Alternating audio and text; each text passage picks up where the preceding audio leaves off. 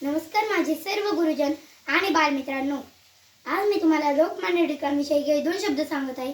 ते तुम्ही शांत चित्ताने ऐकावे ही माझी नम्र विनंती. स्वराज्य हा माझा जन्मसिद्ध हक्क आहे, तो मी मिळवणारच असे सिंहगर्जना करणारे थोर सेनानी होते. त्यांचा जन्म 23 जुलै 1856 रोजी चिखली या गावी जन्म झाला. त्यांच्या आईचे नाव पार्वताबाई, त्यांच्या वडिलांचे नाव गंगाधर पंत असे होते. बाळ गंगाधर टिळक यांचे खरे नाव केशव असे होते.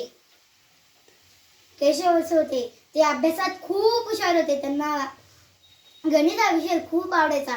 भारतावर इंग्रजांचे राज्य होते. भारताला स्वातंत्र्य करण्यासाठी त्यांनी 2 वृत्तपत्र सुरू केली. केसरी आणि मराठा असे 2 वृत्तपत्र त्यांनी सुरू केले. लोकांमध्ये एकीची भावना निर्माण व्हावी म्हणून त्यांनी गणेश उत्सव आणि शिवजयंती उत्सवाला सुरुवात केली. लाल, बाल आणि पाल या त्रिमूर्तींमधून एक होते. 1 ऑगस्ट 1920 रोजी टिळक नावाचा सूर्य मावळला. असे म्हटले जाते की असा मोहरा झाला नाही कधी न होणार, बाळ हे नाव साऱ्या जगात गजरणार.